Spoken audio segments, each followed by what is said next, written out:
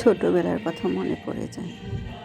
সেই স্কুলের সকাল 10টা থেকে 4টা পর্যন্ত স্কুল ছিল। এভাবে দাঁড়িয়ে শপথ করা, গান শোনা, জাতীয় সঙ্গীত, কত না মধুর। আর এই তো চলে আসলাম রান্নাঘরে। আসসালামু আলাইকুম, কেমন আছেন সবাই? তো আজকে তরকারি রান্না করব। ঘরে তরকারি সবজি ছিল না, মানে রান্না করা তরকারি ছিল না, তো দিয়ে দিলাম চিংড়ি, কারণ 2 ধরনের তরকারি রান্না করব। শাক দিয়ে দিব, শাক রান্না করব চিংড়ির সাথে।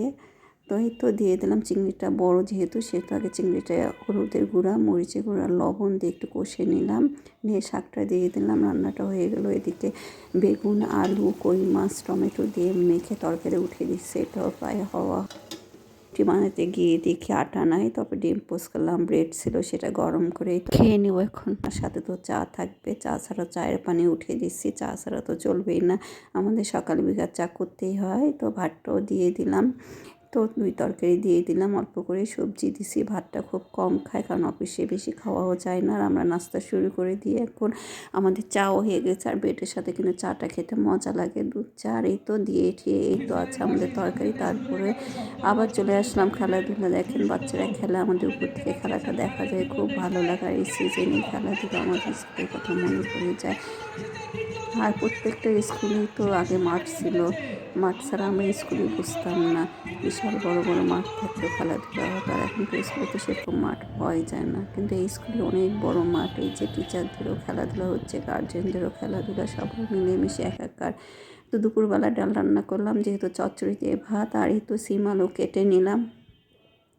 একটু গরুর মাংস তরকারি ছিল, মানে ঝাড়চুট ছিল, ঝোল ছিল, আলু ছিল, সেটা দিয়ে দিলাম। সিম আলুর মধ্যে গরুর মাংস এই তরকারি দিয়ে ভাজি করলে কিন্তু খুব মজা লাগে। আর কিংবা মুরগির মাংসর হাড়ুডি দিয়ে কষে নিয়ে ভাজি করলেও ভালো লাগে, সিম আলুও ভালো লাগে, বাঁধাকপি ভাজিও ভালো লাগে, এরকম মাংস তেল টেল দিয়ে। তো হয়ে গেলে সিম আলু ভাজিটা খুব মজা হয়েছিল, এই জন্য লোহার কড়াইতে দিছি যে একটু পোড়া পোড়া হবে। আর তেল বের হয়ে গেছে, ভাজিটা কিন্তু খুব স্বাদ হয়েছিল। আর এই তো ডালটাও বলক উঠে গেছে, এটা বাগা দিয়ে নেব। ডাল কিন্তু বলকের উপরে স্বাদ, মানে ডালের পানি আর এই পাতলা ডালটা যত বলক উঠবে তত স্বাদ। চাও কিন্তু এরকম পানি আর দুধ ভালো করে জাল না হলে চা কিন্তু মজা লাগে না। আর যেহেতু আমি গরুর মাংস তেল তেল দিয়েছি, এই জন্যে হটপটে নিলাম, কিন্তু আরেকবার গরম করতে পারবো না, ভাজি তো গরম করলে স্বাদ নষ্ট হয়ে যাবে। এই তো ডালটাও বাগা দিয়ে নিলাম, ডালও হয়ে যাচ্ছে। বাগা দেওয়ার সঙ্গে সঙ্গে তো ডেকে দিতে হয়।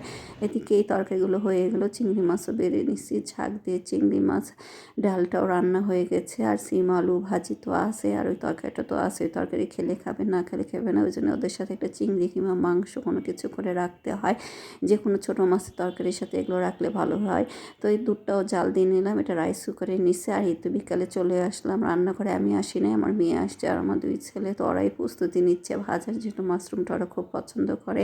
তো একজন ভাজে, 2জন খায়, এরকম করে ওদের রান্নাঘরেটা যায়। আর বোন তো করতে লাগবে সব, ভাইরা। আমি থাকলে এত সাহস পাই না, মানে আমি কোনো কিছু করতে গেলে ওদের চুলার আশেপাশে আসতে দিই না, আমি বানিয়ে নিয়ে টেবিলে চলে যাই, তারপর সবাই আসে। কিন্তু ওর বোন যখন কিছু করতে লাগে তখন এই অবস্থা হয়।